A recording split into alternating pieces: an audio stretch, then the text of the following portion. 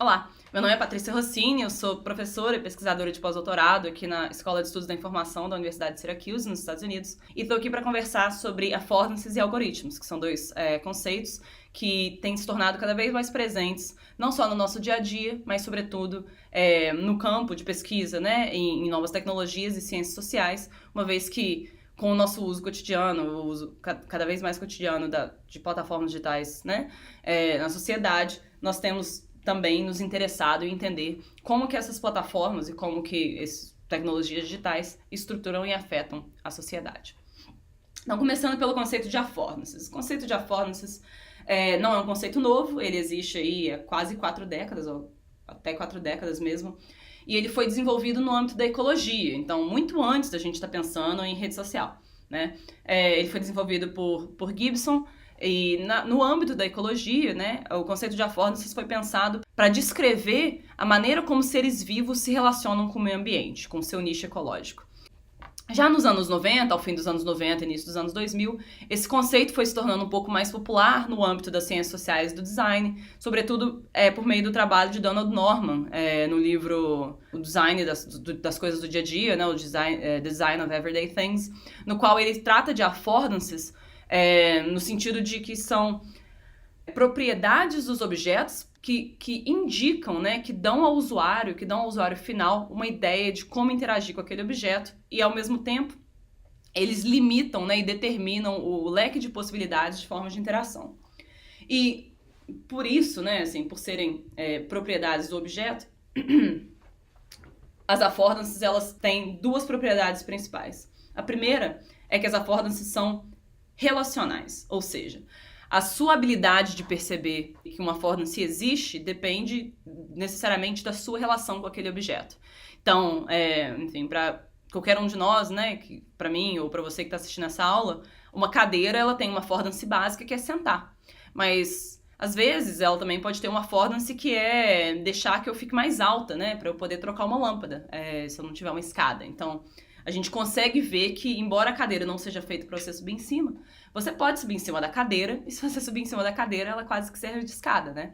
Então, de certa maneira, essa é uma affordance relacional. Um bebê talvez não visse a cadeira como uma escada, ou uma criança talvez não visse uma cadeira como uma escada, né? Mas você vê uma cadeira como escada porque você sabe que se você subir, você vai alcançar a lâmpada e você precisa trocar a lâmpada, então você vai subir na cadeira.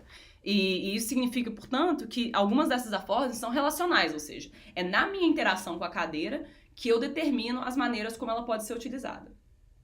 Mas elas também são independentes, né? Porque as maneiras como você pode interagir com a cadeira não dependem de você ser capaz de observá-las. Ou seja, o fato de um bebê ou de uma criança pequena não entender que a cadeira serve para sentar não significa que ela perdeu essa propriedade. Ou seja, portanto, a gente fala de questões que são relacionais, ou seja, as possibilidades que dependem da maneira como a gente percebe o objeto, e as questões que são independentes, ou seja, propriedades que já estão ali e que fazem parte daquele objeto e não dependem necessariamente da nossa habilidade de percebê-los.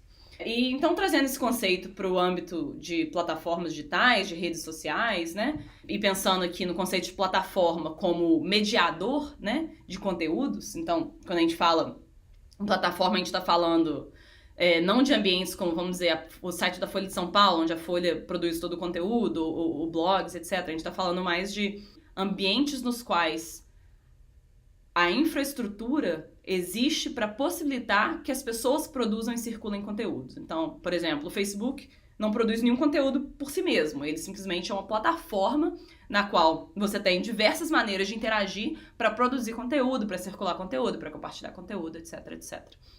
Então, as affordances do Facebook possibilitam que as pessoas produzam conteúdo, que as pessoas interajam, etc. As affordances do Facebook também determinam outros tipos de coisa. Por exemplo, se a gente for pensar em relações sociais, né, e como affordances estruturam relações sociais, no Facebook as relações são recíprocas, ou seja, para alguém ser seu amigo, né, ou para você ser amigo de alguém, as duas pessoas têm que estar de acordo, né? Você não pode ser amigo de alguém que não quer que você seja amigo. né? Isso significa necessariamente que a maior parte das conexões que as pessoas possuem no Facebook são pessoas que você conhece no dia a dia, são pessoas que você conhece offline.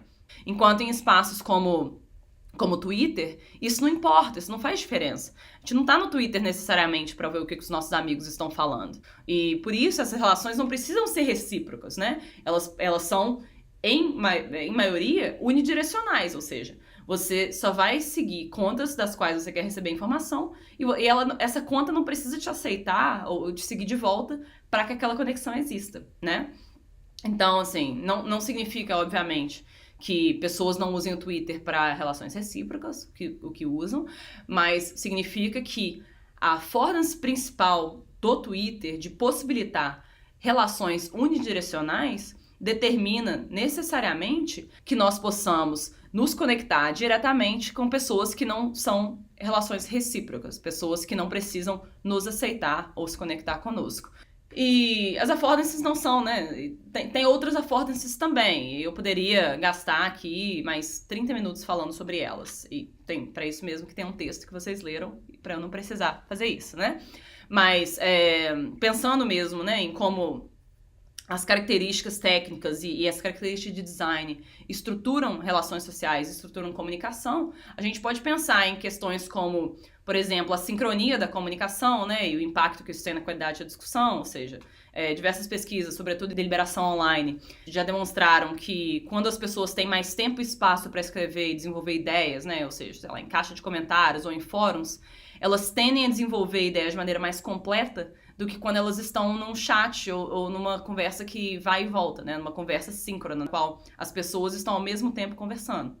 E isso, né, se a gente for pensar do ponto de vista das affordances, parece até um pouco óbvio, né? Se você está conversando com as pessoas presencialmente, tá todo mundo ali indo e voltando, você tem muitas oportunidades de corrigir uma coisa que você falou, de elaborar um argumento e etc. Enquanto que se você vai num site deixar um comentário, ou se você vai num fórum deixar um comentário, você vai deixar aquele comentário e sabe lá Deus quando alguém vai responder, né? Então, assim, é melhor que o seu comentário seja o mais completo possível para que qualquer coisa que venha depois daquilo, né, não esteja mal interpretando aquilo que você falou. E há outras questões também, né? Enfim, condição de anonimato, ambientes nos quais a gente pode participar de forma não identificada tendem a facilitar comportamentos antinormativos, interações mais rudes, interações menos respeitosas, porque as pessoas se sentem muito descoladas, né, da identidade ali e também sentem-se, de certa forma, protegidas de qualquer tipo de sanção, seja sanção social, né, ou qualquer tipo de constrangimento, por estarem ali desconectadas da sua identidade, ou seja, a gente pode pensar ainda em questões como moderação, a gente pode pensar ainda em questão sobre relações sociais que são visíveis ou invisíveis, né? Enfim, o Facebook, por exemplo, ao ter uma lista de pessoas, de amigos que é visível, ele acaba constrangendo certos comportamentos, enfim.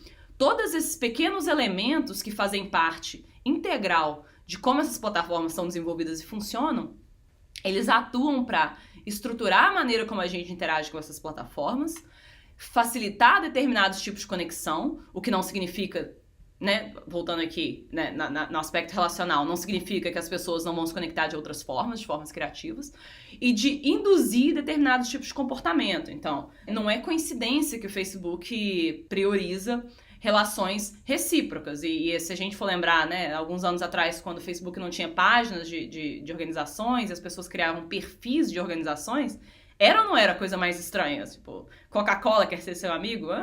Não, né? Assim, então, essas affordances, obviamente, elas mudam com o tempo, né? O Facebook hoje tem páginas, então a Coca-Cola não precisa ser sua amiga para você seguir a Coca-Cola, mas as suas relações de amizade, né, elas são relações que são recíprocas. Passando então para o segundo ponto da aula, né, falar um pouco dos algoritmos. Os algoritmos, eu gosto de pensar e eu gosto de tratar como affordances invisíveis, e isso porque, embora eles não sejam necessariamente aspectos visíveis do design e aspectos visíveis da estrutura de plataformas digitais, sociais e de basicamente todos os espaços digitais que a gente interage hoje em dia, né, do Netflix ao Submarino, os algoritmos atuam de forma muito central e muito direta na estruturação das formas de relação social e na estruturação de comportamentos possíveis e desejáveis dentro das plataformas. Então, se a gente pensar, por exemplo, no Netflix, né? O Netflix está te oferecendo novos filmes ou novas séries para ver com base naquilo que você viu antes.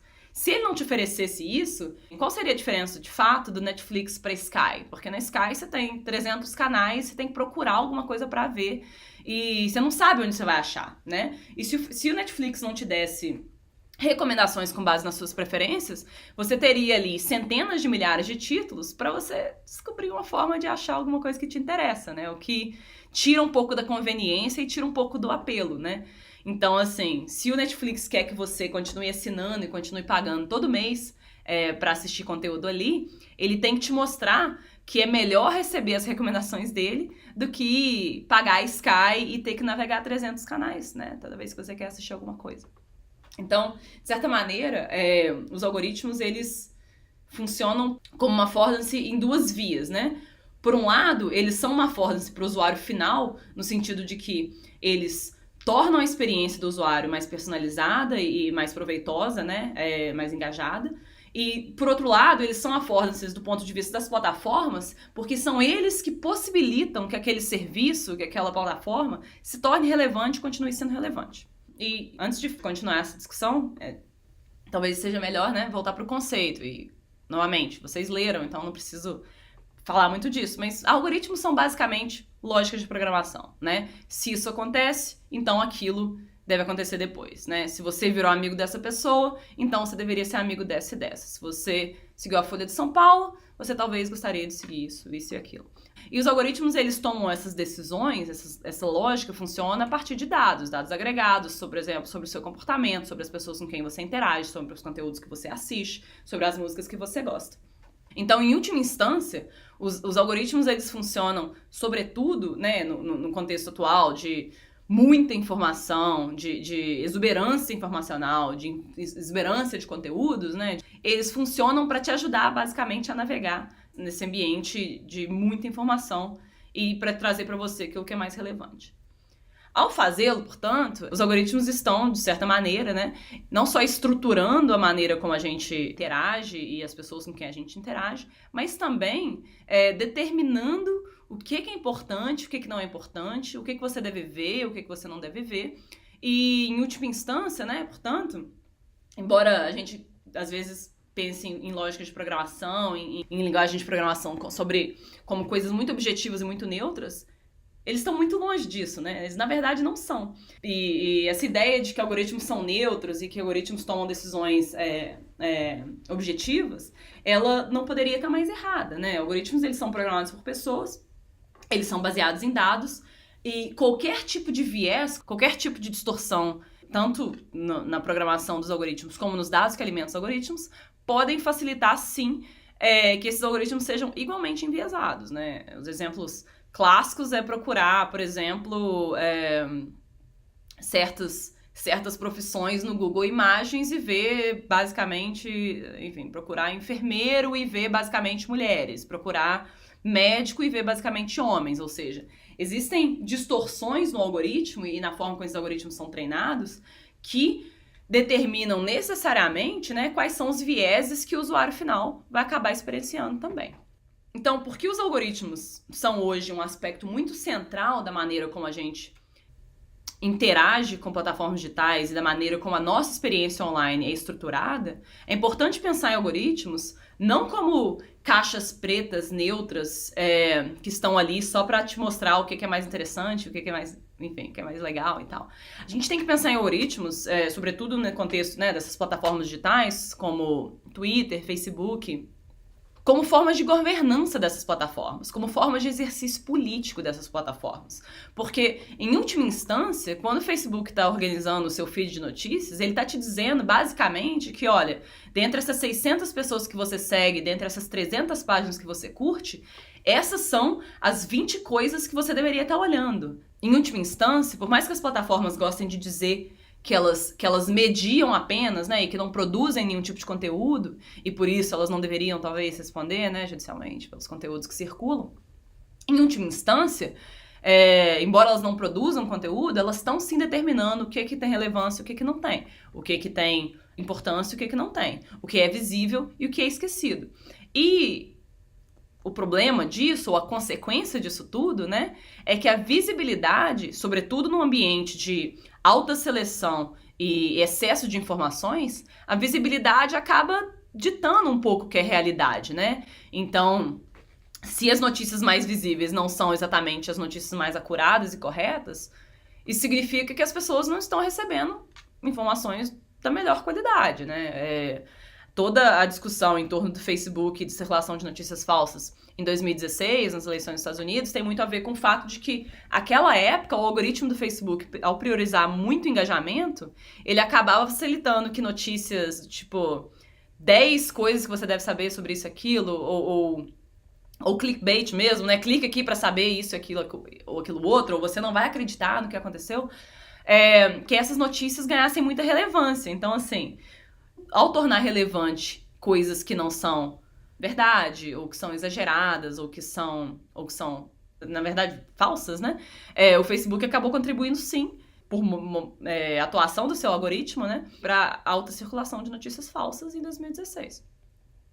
Enfim, isso tudo para dizer que algoritmos, eles não são neutros e que eles são, em última instância, formas de governança e exercício de poder por essas plataformas, né? Toda vez que o Facebook muda o seu algoritmo, os jornais e sites de notícias enlouquecem, né? Porque muito tráfego que eles recebem vem do Facebook. Então, por exemplo, em 2017, quando o Facebook disse que ia mudar o algoritmo dele para as pessoas receberem menos notícias, porque as pesquisas internas indicavam que as pessoas não querem ou que elas não ficam felizes quando elas veem muita notícia no Facebook, a consequência foi que várias redações, né, não só no Brasil, mas no mundo, tiveram que reduzir o pessoal, porque com menos gente chegando no site, eles tinham menos verba, arrecadavam menos verba, e, portanto, isso afetou o modelo de jornalismo à época, né? Então, por mais que Facebook, YouTube, Google queiram dizer que algoritmos são neutros e que os algoritmos são, né, os algoritmos estão tomando essas decisões, a gente precisa lembrar sempre que essas não são decisões tomadas de forma neutra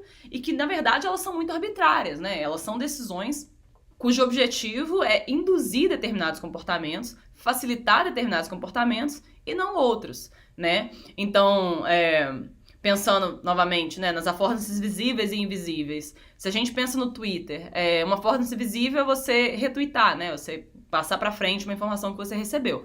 Mas a filtragem algorítmica do Twitter vai levar para sua timeline, inclusive, coisas que outras pessoas que você não segue estão postando. Ou seja, eles estão inferindo que mesmo que você não segue aquela pessoa, porque as pessoas que você segue gostam ou curtiram aquilo que ela postou, né? Não necessariamente retweetaram, porque aquilo levaria para sua timeline. Por causa daquilo, você talvez deveria seguir. Ou seja, eles tentam não só estruturar a sua interação, mas principalmente induzir formas de interação e formas de engajamento com a plataforma consideradas desejáveis pela plataforma que desenvolveu, né? Então, assim, o Netflix não te oferece filmes e séries porque eles são muito legais e eles querem que você se divirta. Eles te oferecem muitos filmes e séries porque que eles consideram relevantes baseado nas suas preferências, porque eles querem que você continue assistindo, né? O Facebook não te mostra as postagens das pessoas com quem você conversa mais frequentemente por coincidência, porque eles querem que você interaja com essas pessoas mais, para você perder ou passar mais tempo nessa plataforma, né? Quando você adiciona uma pessoa nova no Instagram, o Instagram vai te mostrar uma série de fotos daquela pessoa, e não uma só, porque eles estão querendo fortalecer aquela relação que acabou de começar. Ou seja, os algoritmos e a maneira como os algoritmos filtram e estruturam a nossa interação com as plataformas e, sobretudo, a visibilidade, a relevância das informações que circulam nessas plataformas em última instância, uma atuação arbitrária, né, e com objetivos que, infelizmente, não muito claros para o usuário final, né, mas que estão ali com um objetivo bastante claro, que é 1, fazer você ficar mais tempo naquela plataforma, 2, fazer você valorizar aquela plataforma, 3, fazer com que a sua experiência seja mais proveitosa para que você satisfaça as condições 1 e 2, né? Isso tudo para dizer, e eu vou concluir, que quando a gente pensa novas tecnologias e na centralidade dessas novas tecnologias no nosso dia a dia. E quando a gente pensa que essas tecnologias, redes sociais e etc., podem tanto facilitar certas maneiras de intervenção democrática, certas formas de ativismo e etc., mas ao mesmo tempo constranger essas mesmas formas de ativismo, né? Até colocar em risco a democracia, por exemplo, facilitando o trânsito, né? A circulação de informações que são falsas e não restringindo, por exemplo, o discurso de ódio, né? O que é um grande problema hoje do Twitter. A gente tem que pensar que esses algoritmos, eles não são neutros, né?